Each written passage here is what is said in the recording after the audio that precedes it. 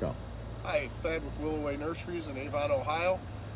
Here to talk a little bit about some of the grower things that we do on the farms, to help expose some of the things we do. In this house we have roses we have set for winter, so we consolidated them all into the middle of the house. This is one of our unheated houses. Roses are pretty hardy. These are all for shifts, but we have a couple things I wanted to talk about. One is the tenting. So we put tents over our roses. It's just a metal hoop and then some rope going down to hold it. And what this is, creates a framework to keep a space in between the plants, and we'll pull plastic over the top of it like this. It goes all the way to the other side. Now why we would do something like that is we want to use the ground heat to keep the temperature up inside. And then we have kind of like two panes of window. When you have double panes, we have the plastic on the outside that has an inflation fan. So we have two layers there. This plastic over top of it's another layer in between the temperature differentiation. And then down below, it keeps it a little bit warmer. We do roses, we don't cover all the time in the winter. Only when it's going to be below 15 degrees do we pull the plastic over. And when it gets above 15, we pull it back off. That's to help with air circulation and just with storage in general for the winter. We don't want to artificially keep it warmer in there than it needs to be. So that's kind of how we handle roses. We'll take and look at some other houses here and talk about those. All right, we're in a house with our hibiscus, the shrub Althea. These we don't tent. They're stiff enough with branching. We're not really worried about it. What we do, pull plastic over these. This is a 25 degree. So whenever it gets below 25 degrees, we pull the plastic over. And then when it gets above that, we take it back off again. So these go back and forth.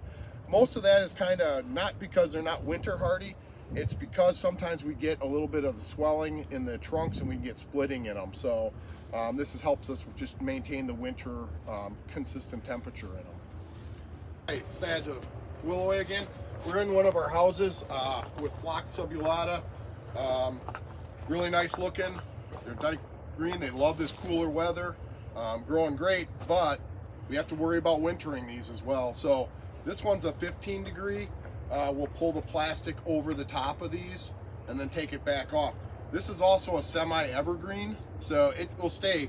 So you have to be careful about winter watering. So we generally put these to bed a little bit on the wet side, so they're fully hydrated through the winter, and then we check periodically throughout the winter to make sure we have enough moisture in the pots. Generally in February, we have to come in and water them. In this house, we have a winter water we can run in here. We can tap in with a water wagon and be able to water these using our overhead watering. Give them a good drink, and then that usually lasts for a couple weeks. And then we just keep monitoring the water throughout the winter. So just a little bit of a tip on these, and they'll look great coming out in the spring. Here we're inside one of our hydrangea macrophylla houses that we have ready for winter. As you can see, we've got the plants spaced. They're not as dormant as you would see if they were in an outside landscape, because we've had the plastic on through the cold temperature. We've had a couple things we've got going on here is they're not exposed to the cold like they would be outside, so they're not shut down. So if you get plants that are like this, you're going to need to take them someplace and keep them inside or covered. If you do get colder temperatures, anything below 40, I would start to kind of want to do something with the plants. Whether that means bringing them inside the building for the night through that cold period, or pulling some plastic over them to help protect from a frost if you're going to get that cold. Here in Avon, next Thursday, they're talking 33 and clear, so that's a concern. We'll start to protect some of our liners, and other houses will be closing the doors on them.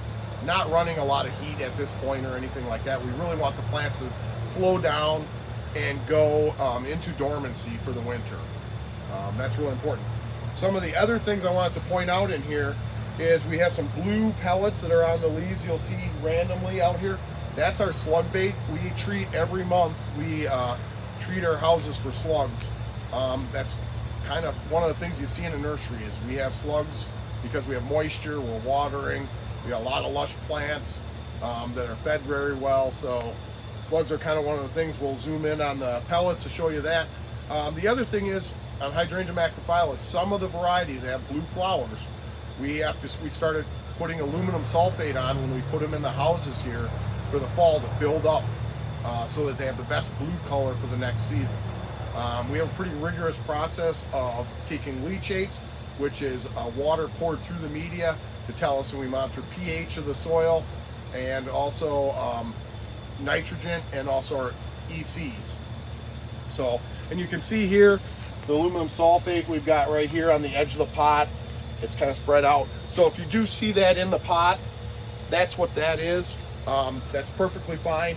We do not do that on the pink flowered ones. So Summer Crush would be one that's pink. We would not have the aluminum sulfate because it doesn't affect the color. Other things, we do a top dress as well. That's just going to be in the spring. We don't feed the fertilize them in the fall. There is prills in there from the spring, or when we did canning in late spring on these. So really kind of just letting these kind of go to bed slowly. So if you would get hit by frost, getting one of these plants or in your own yard and your plants, and they start to kind of look bad, that doesn't mean they're dead. Just they got a frost. You may have some tip dieback in the branching if it's not hardened off enough, but most of the time it's just going to knock the foliage off. Those plants should be fine. So, and the other thing is you want to keep water well in the fall here into early winter if you don't get really cold temperatures, to help the root growth. Root growth will occur all the way into December, or until the pots actually kind of start to freeze up or really get dormant in the deep winter. So.